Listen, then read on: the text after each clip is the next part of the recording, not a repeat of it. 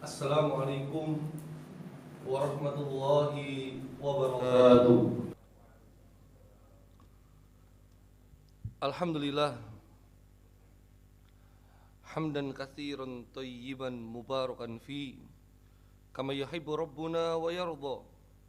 Wa sallallahu wasallam wa baraka ala nabiyil karim wa ala alihi wa ashabihi wa man tabi'ahum bi ihsanin ila yaumiddin wa ba'd. Jamaah sekalian, alhamdulillah dalam kesempatan yang mulia ini kita sampai kepada pembahasan arkanul iman, rukun iman, yang mana rukun ini pembahasan kita masuk kepada rukun iman yang terakhir, yaitu rukun iman yang keenam, al-imanu bil qadar khairihi wa syarrihi, iman kepada takdir, baik takdir yang baik maupun takdir yang buruk dalam pandangan kita. Jamaah sekalian, kita merujuk kepada kitab ini, Al-Imanu bil Qadar, merupakan kitab silsilah arkanul iman karangan Syekh Dr. Ali Muhammad As-Shalabi. Beliau adalah ulama Suriah, ya, ulama Suriah. Beliau masih hidup sampai hari ini, ya, hafidhullah ta'ala, semoga Allah menjaganya. Karyanya cukup banyak, ya, dalam bidang tafsir ada, dalam bidang sirah juga banyak, ya. Dan ini kita masuk dalam pembahasan bidang akidah, sehingga apa yang kita bahas itu merujuk kepada kitab Arkanul Iman, kitab rukun iman yang dikarang oleh beliau, ya, yaitu Syekh Muhammad Ali As-Shalabi, hafidhallahu ta'ala. Jamaah sekalian, kita akan coba membahasnya pelan, ya, karena membahas takdir ini cukup dibikin mudah ya mudah, ya, gampang ya gampang, ringkes ya ringkes, ya. Tapi dibikin mumet ya juga bisa para jamaah. Maka kita pelan-pelan saja, mudah-mudahan 2 pertemuan kelar para jamaah, ya, iman kepada takdir. Karena kalau mau bahas keseluruhan kitabnya ini jelas membutuhkan waktu yang tidak sedikit. Jadi mudah-mudahan kita coba 2 pertemuan kita tuntas sehingga kita bisa mendudukkan perkara takdir itu dengan benar, dengan tepat, sesuai akidah Ahlussunnah wal Jamaah, sesuai akidah keyakinan golongan umat Islam yang selamat, yang disebut sebagai firqatun najiyah, yaitu kelompok yang selamat Ahlussunnah wal Jamaah, ya. Karena memang dalam masalah takdir ini nanti akan terbagi 2. Muncul aliran sempalan di awal-awal Islam berkembang dalam kekeliruan untuk menetapkan terkait takdir. Ada aliran yang namanya Qadariyah, ada aliran yang namanya Jabariyah. Nah, ini mereka dua-duanya saling menyimpang, ya. Mereka tersesat dalam mengimani terkait takdir Allah. Maka Ahlussunnah wal Jamaah itu ada di tengah-tengahnya. Bagaimana? Nah, ini kita coba kupas satu persatu para jemaah. Baik. Nah, sekarang kita bahas dulu. Ada makna secara bahasa dan makna secara istilah. Ada yang namanya qadha dan ada yang namanya qadar, ya. Yang bahasa mudanya kita sebut itu takdir dua-duanya. Nanti kita coba kupas juga apakah ada perbedaan antara qadha dan qadar, ya. Nah, secara bahasa kita bahas dulu bahwa makna qadha itu artinya menyempurnakan suatu perkara dan memutuskannya secara sepihak. Menyempurnakan suatu perkara dan memutuskannya secara sepihak. Ketika membahas secara bahasa mungkin kita tidak terlalu bisa memahami apa sebenarnya itu takdir, tapi kita coba lihat ayat-ayat Al-Quran yang berbicara tentang qadha. Ternyata banyak para jemaah. Artinya maknanya nggak satu. Kalau kita coba melihat Al-Quran terkait definisi qadha. Misalnya di sini ada ayat Al-Quran surat Al-Isra ayat 23, makna qadha itu ternyata artinya adalah perintah. Allah Subhanahu wa taala berfirman, a'udzubillahi minasyaitonirrajim, wa qadha rabbuka alla ta'budu illa iya. Dan Tuhanmu telah memerintahkan supaya kamu jangan menyembah selain Dia. Nah, qadha di sini maknanya adalah perintah. Di ayat yang lain itu maknanya menumpas. Wa qadayna ilaihi dzalikal amr anna dabira haula'i maqtu'un musbihin. Dan telah kami wahyukan kepadanya Nabi Lut alaihissalam perkara itu, yaitu bahwa mereka akan ditumpas habis di waktu subuh. Jadi makna qadha di sini menumpas. Yang ditumpas siapa? Kaumnya Nabi Lut alaihissalam yang mereka melakukan pelanggaran berupa penyimpangan seksual. Tapi satu varian, laki-laki dengan laki-laki, itu kaumnya Nabi Lut alaihissalam melakukan penyimpangan satu varian. Sekarang ada banyak varian. Ya. Kalau dulu cuman gay, laki dengan laki, sekarang LGBT, lesbian, gay, biseksual, dan transgender. Nah, perempuan dengan perempuan, laki-laki dengan laki-laki, bisa laki-laki, bisa perempuan, dua-duanya. Dan kalau pagi jadi laki-laki, malam jadi perempuan, itu transgender. Jadi dulu kaumnya Nabi Lut alaihissalam satu varian saja mereka dihukum oleh Allah waktu subuh. Nah, hukumannya gak main-main. Dalam ayat Al-Quran, waja'alna aliyaha safilaha wa amtorna alaihim hijarotam min sijil. Dijungkir balikkan tempat tinggal mereka, kota mereka, wilayah mereka para jamaah oleh Allah. Dijungkir balikkan, setelah dijungkir balikkan dilempari lagi dengan batu yang keras. Itu karena penyimpangannya kaumnya Nabi Lut alaihissalam. Ya. Kalau sekarang penyimpangannya ternyata lebih parah. Nah, kalau sudah bicara lebih parah, nah ini kita juga patut waspada para jemaah, karena sekarang itu LGBT ini propagandanya itu semua lini. 20 negara sudah mensahkan pernikahan sejenis. Film-film barat yang ditonton oleh anak-anak kita, termasuk film superhero, ya. Sekarang mau dibikin film superhero yang mana superhero-nya itu gay, suka laki sama laki-laki. Film-film sekarang sudah berani para jamaah selamatkan anak-anak kita. Mereka sudah tanpa malu-malu menonjolkan karakter pemain yang suka dengan sejenis. Ditambah lagi ya, para ahli kesehatan atau ahli psikolog yang kemudian saya juga nggak tahu ya. Dahulu kita anggap ini penyimpangan, dahulu kita anggap ini penyakit, dahulu kita anggap ini harus disembuhkan. Sekarang itu dianggap hanya kecenderungan seksual. Ya. Artinya ini bukan sesuatu yang dilarang dan dipermasalahkan. Ini adalah kecenderungan pribadi. Dan ini dilindungi oleh hak asasi manusia. Wah. Baru-baru saja kita ditinggal oleh salah seorang artis ya, Bapak Ibu sekalian ya, yang itu meninggalnya laki-laki atau perempuan aja mah. Bingung juga kan kita kan ya. Tapi beliau sempat berpesan untuk dimakamkan secara dirawat jenazahnya secara perempuan, ya kan? Padahal beliau aslinya adalah laki-laki. Nah, itu doanya Allahumma firlahu atau Allahumma firlaha, ya kan? Ya firlahum saja.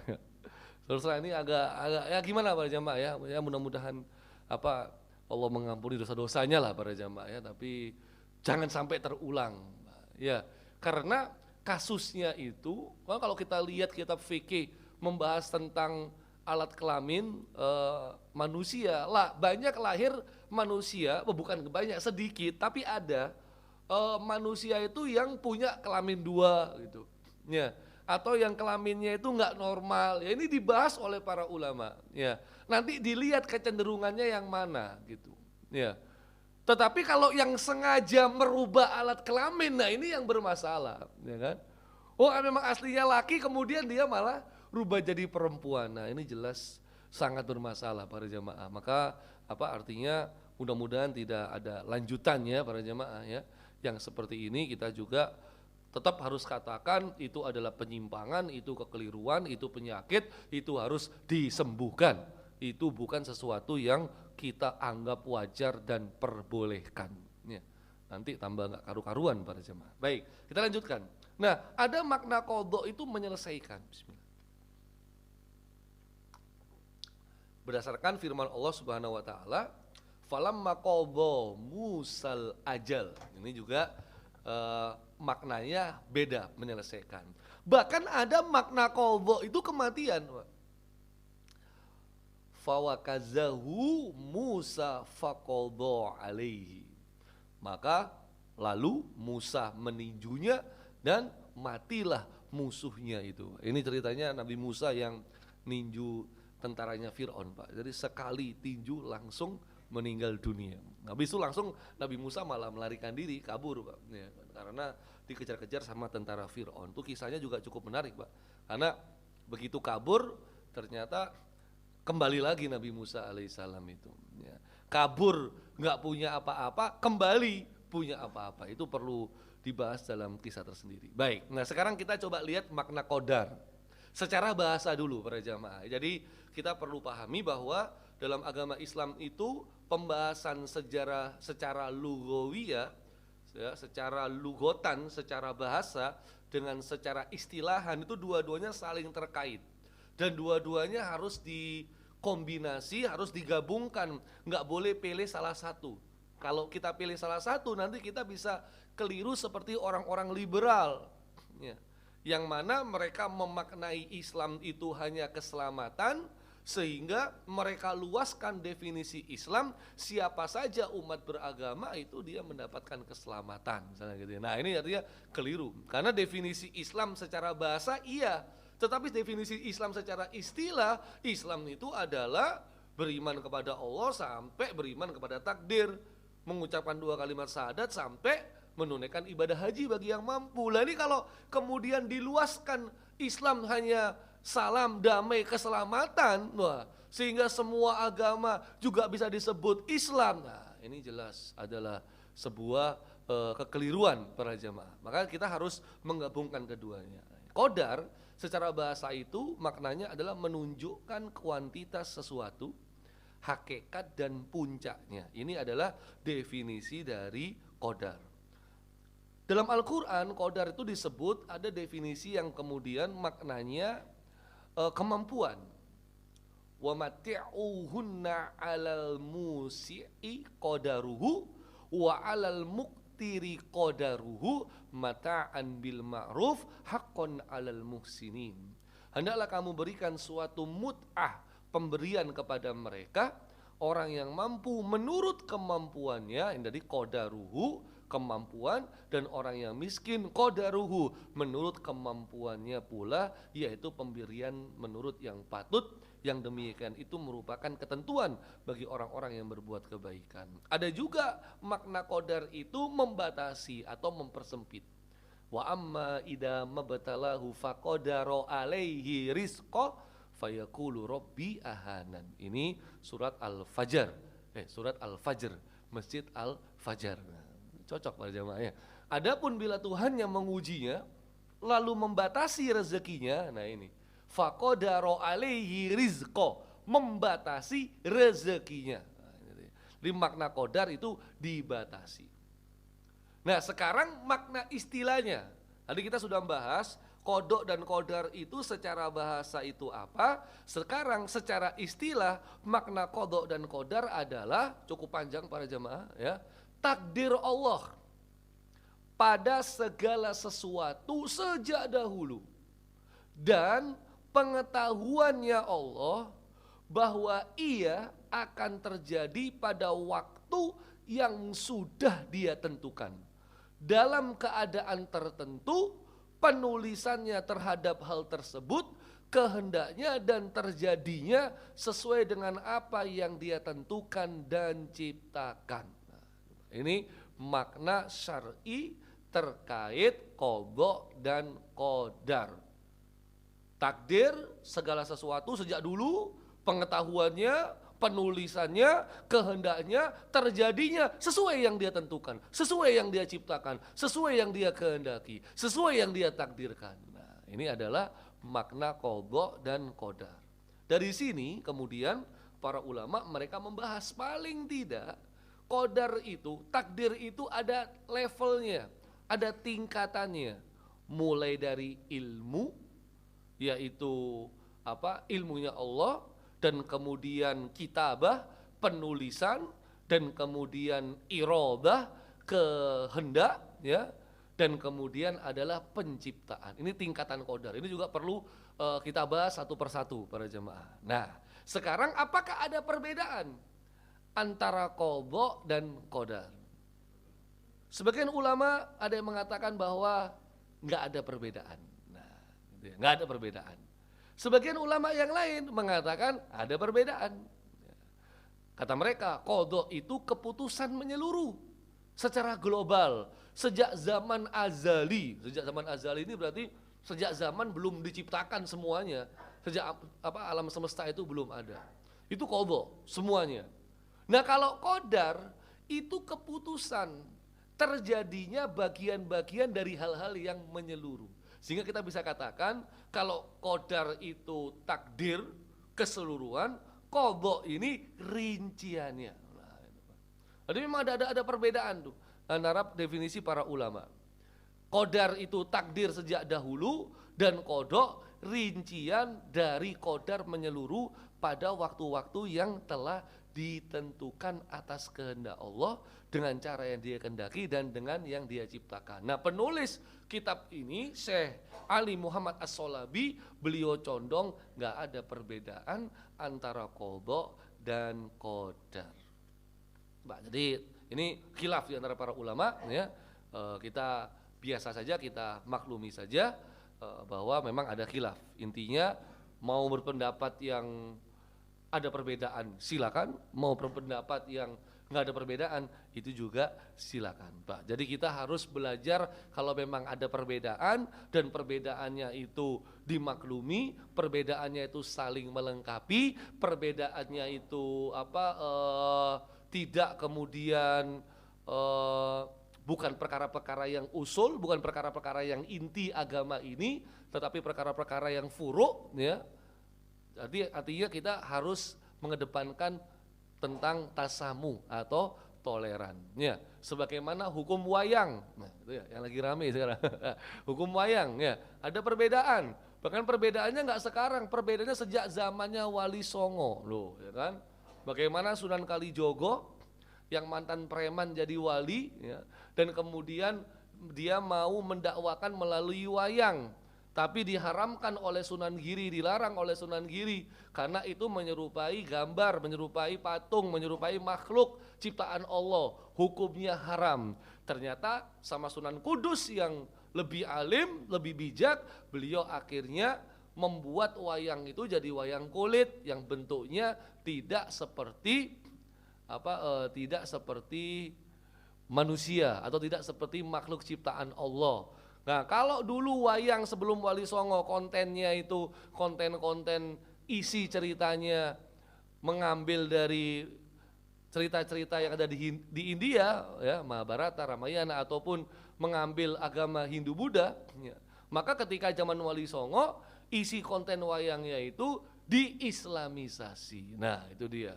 Artinya memang sudah ada perbedaan. Nah, kalau ada perbedaan begini ya kita harus kedepankan masalah toleransi, ya, masalah tasamuh, toleran, Pak. Jangan gara-gara beda dikit langsung lapor polisi. Sekarang ini kan pokoknya kayaknya nggak mau banget berbeda. Kalau berbeda itu kita harus lapor polisi. Nah, ini kan jadi agak repot gitu, ya. Nanti artinya hati-hati nih. Nanti kalau ada dai yang kemudian dia berpendapat atau dia mengatakan haram minum khamr, gitu, ya. Nanti yang jual-jual khamr bisa lapor polisi. Ya. Haram itu perzinahan, ya. Nanti yang mereka pekerja seks komersial tuh bisa lapor polisi ya. Nggak terima dia, soalnya ustadz itu mengatakan zina haram, padahal itu pendapatan kami. Wah, gitu ya. Itu nanti kan jadi jadi rancu para jemaah ya. Kalau kemudian semuanya dilaporin ke polisi, ya, naudzubillah para jemaah. Baik, sekarang wajib kita beriman kepada qadar. Dalilnya mana? Banyak para jemaah. Ya. Yang pertama ini, surah Al-Qamar ayat 49. Inna kulla syai'in khalaqnahu biqadar. Sesungguhnya kami ciptakan segala sesuatu itu menurut ukuran. Surat Al-Ahzab ayat 38. Makana 'alan nabi min harajin fima faradallahu lah. Sunnatullahi fil ladina khalau min qabl wa kana amrullahi qadaron maqdura. Tidak ada suatu keberatan pun atas nabi tentang apa yang telah ditetapkan Allah baginya. Nabi gak keberatan, Allah tetapkan yang demikian sebagai sunnahnya pada nabi-nabi yang telah berlaku dahulu. Dan adalah ketetapan Allah itu suatu ketetapan yang pasti berlaku. Nah, ada ayat yang lain. Falabitsta sinina fi ahli madyana thumma ji'ta ala qadarin ya Musa. Maka kamu tinggal beberapa tahun di antara penduduk Madian, kemudian kamu datang menurut waktu yang ditetapkan, hai Musa. Jadi Nabi Musa aja beriman kepada takdir. Nah, ini tentang ayat yang terkait tentang rahim. Faja'alnahu fi qararim makin ila qadarim ma'lum faqadarna fa ni'mal qadirun. Kemudian kami letakkan dia di dalam tempat yang kokoh, rahim, sampai waktu yang telah ditentukan, lalu kami tentukan bentuknya, maka kamilah sebaik-baik yang menentukan. Nah, artinya yang menentukan waktunya, yang sebaik-baik pembentukannya, siapa yang menentukan ini semua? Itulah Allah Subhanahu wa ta'ala. Dan banyak ayat-ayat yang lain ya, yang ini menunjukkan bahwa kita itu wajib hukumnya beriman kepada qadar atau beriman kepada takdir, hukumnya wajib. Sekarang kita lihat bagaimana dalam Al-Quran itu para jamaah menceritakan kisah-kisah para nabi terdahulu ataupun kisah-kisah lainnya, dan ada kaitannya dengan iman kepada qadar. Ya. Jadi ada kisah yang kemudian Allah ceritakan, di dalam kisah ini ternyata muncul pelajaran, pemahaman bahwa pelaku yang diceritakan di kisah ini mereka beriman kepada takdir Allah Subhanahu wa ta'ala. Nah, kita lihat ini. Yang pertama kisahnya Nabi Nuh. Hai Nuh, sesungguhnya kamu telah berbantah dengan kami dan kamu telah memperpanjang bantahanmu terhadap kami. Maka datangkanlah kepada kami azab yang kamu ancamkan kepada kami jika kamu termasuk orang-orang yang benar. Nah, kemudian Nuh menjawab ya, bahwasannya mana jawabannya Nabi Nuh?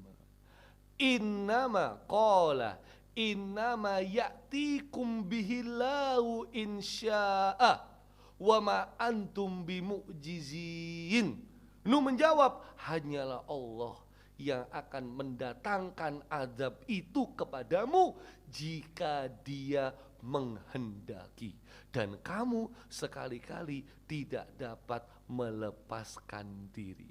Nah, dari sini para jamaah, ternyata Nabi Nuh menjelaskan untuk kita semua bahwasannya masalah azab itu terserah Allah, terserah takdirnya Allah. Ya. Sama ayat berikutnya, wala yanfa'ukum nushi in aradtu an asohalakum in kanallahu yuridu an yughwiyakum. Enggak bermanfaat nasihatku jika aku memberi nasihat kepada kamu sedangkan Allah hendak menyesatkan kamu. Huwa rabbukum wa ilaihi turja'un. Dia adalah Tuhanmu dan kepadanya lah kamu dikembalikan. Artinya masalah kamu itu menerima nasihat atau kamu menolak nasihat, itu juga tergantung kehendak dari takdir Allah Subhanahu wa taala.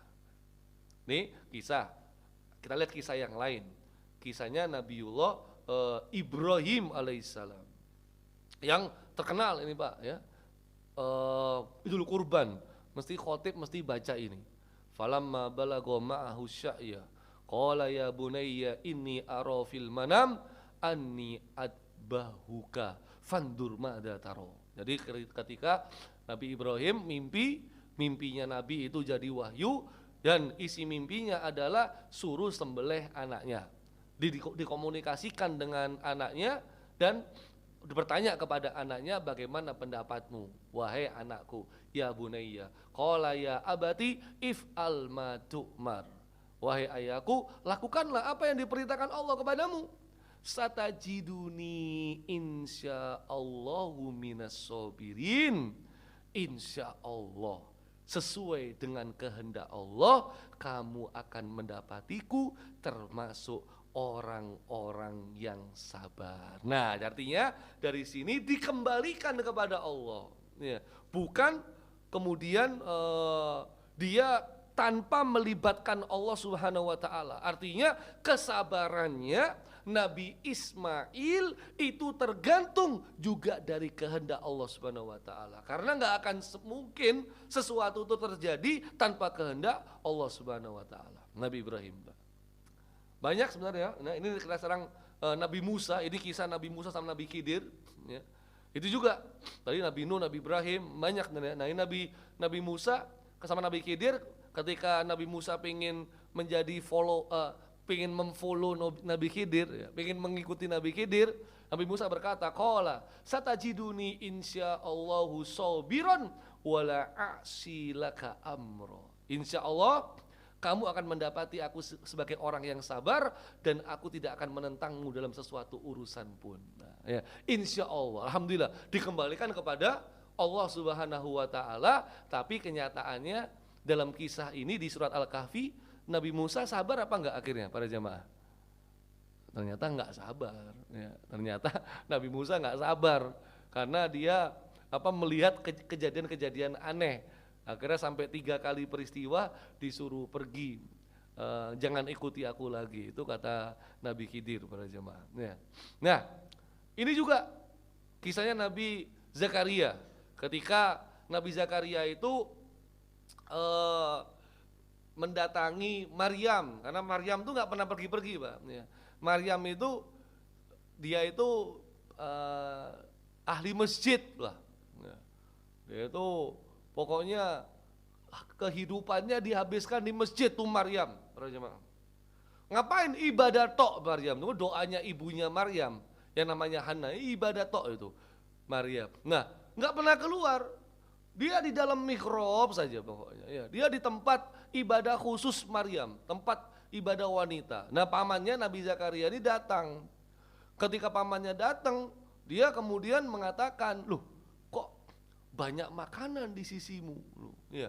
Maka Nabi Zakaria tanya, "Qala ya Maryam anna laki hada?" Maryam, kamu dari mana dapat makanan ini banyak? Ya. Maryam menjawab, qalat huwa min indillah. Ini dari Allah, bro. Ini makanan dari sisi Allah. Innallaha yarzuqu may yasha'u bighairi hisab. Sesungguhnya Allah memberi rezeki kepada siapapun yang dikehendakinya tanpa hisab. Nah, disinilah tentang keimanan kepada takdirnya di ayat ini yang terakhir ini para jamaah. Allah memberi rezeki kepada siapa yang dikehendakinya sesuai yang Allah maui tanpa hisab, ya, tanpa perhitungan, terserah Allah. Artinya lagi-lagi Allah mau nyempitkan rezeki, Allah mau luaskan rezeki, itu tergantung kehendak Allah. Jadi kisah-kisah dalam Al-Quran itu para jamaah banyak yang memuat kisah dan iman kepada qadar, iman kepada takdir, kisah. Loh, masa kalau kemudian kita hidup di dunia hari ini nggak melibatkan Allah, celaka 12 kita, Pak. Diwawancarai, ya, kenapa ini kok warungnya kok bisa rame begitu, ya. Dia bilang, ya ini berkat keuletan saya, kegigihan saya dalam menjalankan warung ini. Wah, ini kan masa Allah nggak dilibatkan? Nah, ngomong semua ini kehendak Allah, dikembalikan kepada Allah. Ya. Kamu kok bisa pinter banget? Ya karena saya rajin belajar. Ya. Saya kerja keras supaya saya berada di posisi ini. Allah nggak dilibatkan. Wah, artinya ini ucapan-ucapan yang bisa menafikan, meniadakan keimanan seseorang kepada takdir Allah. Ya. Dan sekarang banyak ini orang-orang yang kemudian merasa dia bisa seperti ini, dia sampai di posisi itu tanpa ada campur tangan dan kehendak dari Allah Subhanahu wa Ta'ala. Maka artinya kita tetap harus kembalikan kepada Allah. Ya, lagi rame virus Omikron, ya kan? Kita tetap kembalikan kepada Allah. Jika Allah berkehendak kita kena, jika Allah berkehendak juga kita tidak kena. Tapi kita berdoa supaya kita tidak kena. Jamaah ada yang sudah alumni Omikron? Nggak ada para jamaah ya. Tapi kalau ciri-cirinya kayaknya udah kena nih. Ya, batuk, pilek, tenggorokan gatal, ya, demam, ngilu-ngilu. Nah itu sudah, itu kan ciri-ciri Omikron ya. Coba kalau mau di swab para jamaah. Kira-kira reaktif positif gak kira-kira? Positif itu Pak ya, tapi jangan di swab Pak ya. Nanti malah malah jadi berabe Pak. Nah, tapi ini ada yang menarik ya, analisa para ahli ya. Dan ini insya Allah saya dapat dari ilmuwan kita yang mengutip analisa dari ahli di Amerika. Dan jurnalnya itu sudah jumlahnya ribuan. Dan jurnalnya itu disitasi atau dikutip oleh udah sampai 100.000. Jadi 100.000 yang mengutip jurnalnya dia, penelitiannya dia. Wah. Kan kita kemarin kan ada ini, ilmuwan Indonesia kelas dunia Pak. Ya, itu berarti penelitiannya atau jurnalnya atau tulisan akademiknya itu paling tidak disitasi atau dikutip oleh orang lain sebanyak paling enggak 10.000 Pak. Itu ilmuwan Indonesia yang masuk kelas dunia, 10.000 itu minimal. Itu ilmuwan dunia. Nah, ahli ini yang saya sebutkan ini, itu jurnalnya dia bukan 10.000, 100.000 yang ngutip. Nah, ini kan lebih luar biasa. Ini analisa dia menarik para jemaah. Hampir separuh dunia bulan Maret itu semua kena Omikron. Dan kata beliau, menurut analisanya berdasarkan data, jadi bukan kayak dukun gitu enggak ya. Karena separuh dunia, tapi gejalanya tidak berat sebagaimana Delta ya. Tetapi tetap bisa membahayakan kalau rumah sakit kita kalau itu kena dalam waktu bersamaan. Jadi Maret itu seluruh dunia. Nanti setelah Maret maka akan turun landai dan sudah tidak ada pandemi, masuk endemi gitu Pak. Dia selesai. Itu persis seperti analisa puncak-puncaknya Omikron ini Februari, naik dia. Ya. Nanti kemudian turun, Maret turun, kemudian melandai. Ini sama analisanya Pak jemaah. Jadi mudah-mudahan Ramadan April para jemaah, Allah takdirkan kita ketemu bulan Ramadan, virus corona itu sudah. Kalau bablas tuh kayaknya susah ya. Virusnya nggak mungkin hilang, ya. Tetap ada, tapi sudah tidak menjadi ancaman, ya. Karena sudah rata-rata udah kena, udah ada kekebalan secara massal begitu, ya kan? Dan lain sebagainya. Artinya kita bisa beribadah dengan tenang, insya Allah para jamaah. Cuman ada catatan dalam kurungnya. Akan endemi, nggak ada lagi pandemi, nggak ada. Sampai muncul virus baru. Nah, ini yang nggak enaknya di sini para jemaah ya. Gitu ya. Nanti sudah dari alfa, delta, omikron gitu ya. Maka kita mudah-mudahan jangan ada lah muncul virus baru lagi. Entah itu virusnya sengaja dimunculin ya atau nggak sengaja virusnya muncul, ya mudah-mudahan Allah lindungi lah para jemaah ya. Ini cepat sekali kita 2 tahun sudah selesai Pak. Ya, kita sudah melewati masa-masa sulit ya, sehingga kita bisa fokus kehidupan kita normal ya, kita semua sehat walafiat, ya akhirnya kita bisa maksimal beribadah di bulan Ramadan. Amin. Baik. Jamaah kita lanjutkan. Nah, jamaah sekalian, iman kepada qadar ini secara implisit dia terkait dengan al-imanu billah, iman kepada Allah. Dan iman kepada qadar ini bukan iman kepada keberuntungan, kebetulan atau keserampangan dalam alam semesta. Kebetulan nah gitu ya. Keberuntungan ya kan? Ya memang sudah waktunya. Enggak, Pak. Semua harus dikembalikan kepada Allah. Ya. Maka iman kepada qadar itu adalah iman kepada Allah yang meliputi segala sesuatu. Kehendaknya yang umum, kekuasaannya yang mencakup segala sesuatu, pengaturannya terhadap segala sesuatu yang ada di alam semesta ini, dan bahwa segala yang terjadi di alam semesta ini terjadi karena sudah dirancang dan didesain sebelumnya, diatur oleh Yang Maha Kuasa dan ditakdirkan oleh Yang Maha Perkasa dan Maha Mengetahui, Pak. Jadi paling enak orang beriman, Pak, dikembalikan kepada Allah semuanya itu. Artinya semua yang terjadi itu semua sudah kehendaknya Allah Subhanahu wa taala. Nah, artinya kita jangan sampai nggak melibatkan Allah dalam masalah ini. Ya, semua kehidupan kita semua sudah diatur oleh Allah Subhanahu wa taala. Termasuk kita minum, kita makan, kita jalan, kita bergerak, kita sholat, apapun semua sudah kehendak dari Allah Subhanahu wa taala. Nah, jemaah sekalian, di sini kita lihat hadis-hadis Nabi ya, yang menunjukkan bagaimana pentingnya iman kepada takdir itu. Tidak beriman salah seorang di antara kalian hingga dia beriman kepada takdir baik maupun buruknya dari Allah, dan hingga dia yakin bahwa apa yang menimpanya itu enggak akan luput darinya, serta apa yang luput darinya itu enggak akan menimpanya. Jadi kalau Allah takdirkan enggak ya enggak, kalau Allah takdirkan iya ya iya gitu. Engkau beriman kepada Allah, malaikat-malaikatnya, kitab-kitabnya, rasul-rasulnya, hari akhir, serta engkau beriman kepada wa tu'mina bil qadari khairihi wa syarrihi. Beriman kepada qada dan qadar baik maupun yang buruk. Sampai Nabi yang mulia SAW itu nyatakan kullu syai'in bi qadar. Semua itu sudah ditakdirkan. Sampai-sampai kelemahan, kepintaran semua sudah ditakdirkan oleh Allah Subhanahu wa taala. Saya minum ini sudah ditakdirkan oleh Allah Subhanahu wa taala. Bismillah. Udah ditakdirkan semua, Pak. Nah, dari sini kita akan melihat bahwa ternyata Nabi kita yang mulia SAW itu memberikan wasiat, Pak, supaya kita itu bisa ridho dengan takdir. Misalnya ini, al-mu'minul qawi khairun wa ahabbu ilallah minal mu'min dha'if. Mukmin yang kuat lebih baik dan lebih dicintai oleh Allah daripada mukmin yang lemah. Namun keduanya tetap memiliki kebaikan. Bersemangatlah atas hal-hal yang bermanfaat bagimu.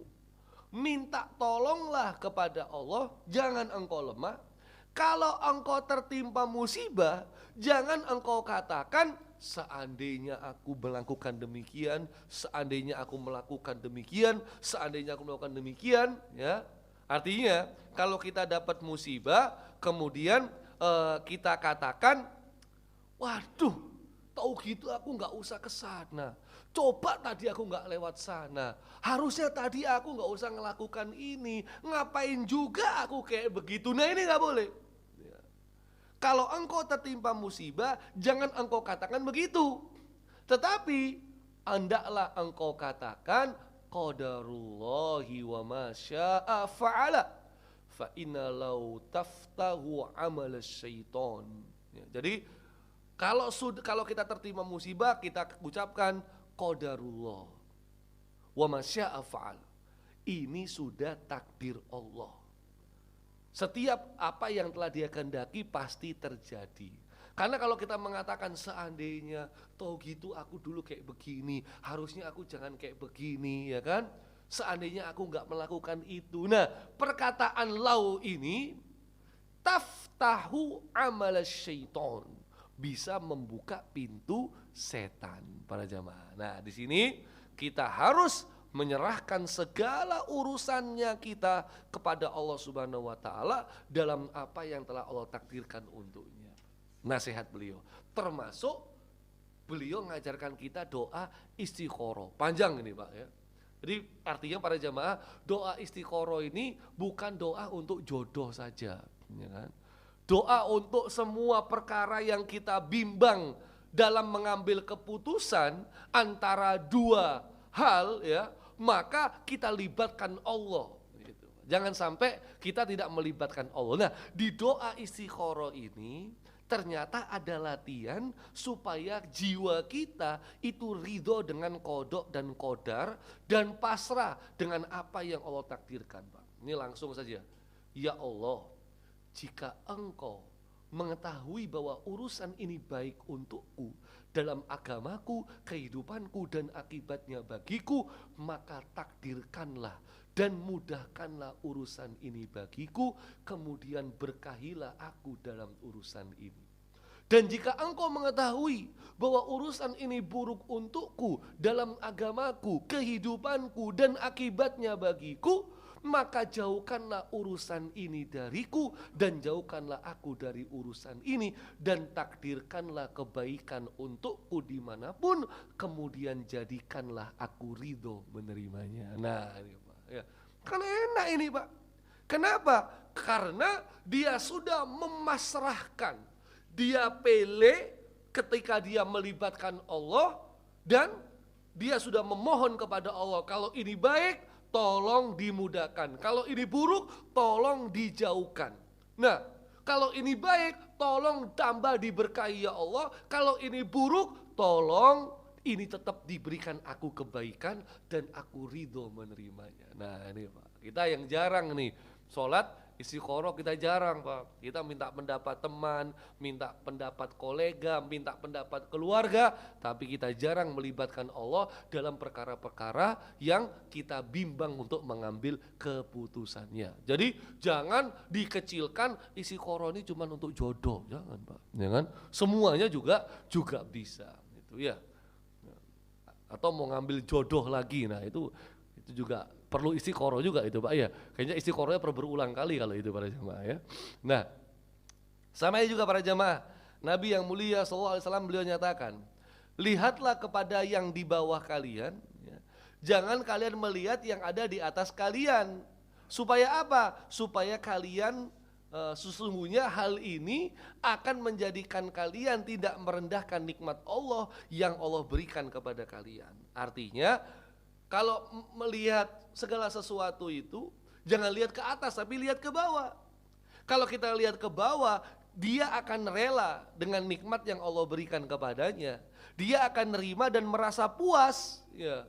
Walaupun dia diuji, ya, walaupun dia nggak punya harta banyak kan gitu. Kenapa? Karena di bawah kita ada yang lebih parah gitu. Sehingga kehidupan ini para jamaah itu akan stabil. Tetap kita akan bisa mendapatkan kebahagiaan. Apalagi kita tahu inna akramakum indallahi atqakum. Ya, yang paling mulia di antara kalian bukan yang paling kaya, apalagi yang paling miskin, enggak. Ya, yang paling mulia adalah yang paling bertakwa.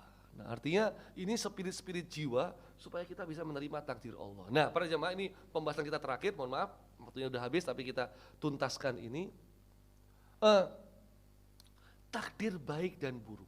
Nah di sini Syekh Muhammad Ali As-Shalabi hafidhullah beliau mengatakan takdir dibagi baik buruk itu sisi manusia katanya. Sementara dari sisi Allah semua takdir itu baik. Semua takdir itu baik, adil, hikmah, dan itu kasih sayang Allah. Allah yang memutuskan untuk mentakdirkan kebaikan ataupun musibah, ataupun cobaan, serta segala yang dibenci manusia. Tetapi tetap ada kebaikan di dalamnya, ada hikmahnya. Hikmahnya apa? Nah, di kitab ini dibahas, hikmah yang paling menonjol cuma dua, yaitu hikmah yang pertama, ya, bukan bu hikmah, ya, tapi hikmah yang dimaksud dalam Al-Quran. Hikmah yang pertama adalah ujian bagi para hambanya, cobaan untuk mereka, pembersihan iman dalam hati mereka, dan peningkatan derajat mereka jika bersabar. Jadi kalau kita ditimpa musibah, kita ditimpa cobaan yang menurut kita itu takdir buruk untuk kita, itu sebenarnya ada hikmahnya. Apa? Pembersihan iman dan peningkatan derajat kalau kita bersabar. Kullu nafsin dha'iqatul maut wa nabluukum bisyarri wal khairi fitnah wa ilaina turja'un. Yang kedua para jamaah, ini termasuk pendidikan dari Allah. Dan Allah mengajarkan kita adab, ya, perilaku yang baik dan balasan yang disegerakan supaya manusia itu segera kembali ke jalan yang lurus dan kembali dari kesalahannya.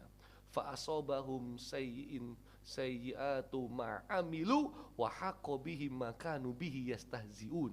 Maka mereka ditimpa oleh akibat kejahatan perbuatan mereka dan mereka diliputi oleh azab yang selalu mereka perolok-olokkan. Nah, dalam hadis Nabi yang mulia SAW, idza aradallahu bi abdihil khair ajjalahu aqobah. Apabila Allah menginginkan kebaikan kepada hambanya, Allah akan segerakan sanksi untuknya di dunia. Apabila Allah menginginkan keburukan kepada hambanya, Allah akan menahan azab baginya akibat dosanya di dunia sampai Allah membalasnya dengan sempurna pada hari kiamat. Jadi artinya para jamaah, kalau kita diberi musibah, kita diberi cobaan, kita diberi takdir yang buruk, sebenarnya Allah menginginkan kebaikan kepada hamba-hambanya. Dari sini sehingga sesuatu yang menimpa manusia kalau membahagiakan itu nikmat. Tapi kalau menyusahkan itu juga nikmat. Karena itu bisa menghapus kesalahan-kesalahan. Dia akan diberi pahala dengan kesabaran. Hal ini mengandung hikmah dan rahmat yang tidak diketahui oleh hamba. Wa asa an takrahu syai'an wa huwa khairul lakum wa asa an tuhibbu syai'an wa huwa syarrul lakum. Boleh jadi kamu membenci sesuatu padahal itu baik bagimu, dan boleh jadi kamu menyukai sesuatu padahal itu buruk bagimu. Ya, wallahu ya'lamu wa antum la ta'lamun. Allah Maha tahu, tapi kamu tidak tahu. Hingga para jamaah, apa saja nikmat yang kamu peroleh itu dari Allah, dan apa saja bencana yang menimpamu itu dari dirimu sendiri. Di sini para jamaah kita tutup, Allah membedakan kenikmatan dengan keburukan. Yang pertama itu dari Allah, yang kedua dari diri manusia. Sebab kebaikan dinisbatkan kepada Allah karena Dia yang melakukannya, sementara keburukan Dia ciptakan, tapi itu karena sebab kita juga untuk suatu hikmah. Hikmahnya apa? Sudah kita bahas tadi, dan hikmah ini itu juga adalah kebaikan dari Allah Subhanahu wa ta'ala. Nah, sekarang apa itu tingkatan takdir? Insya Allah nantikan episode-episode selanjutnya. Hadanallahu wa iyyakum ajmain. Wa sallallahu ala nabiyina Muhammadin wa ala alihi washabihi wasallam. Wa akhiru da'wana anil hamdulillahirabbil alamin. Wa afu minkum. Assalamualaikum warahmatullahi wabarakatuh.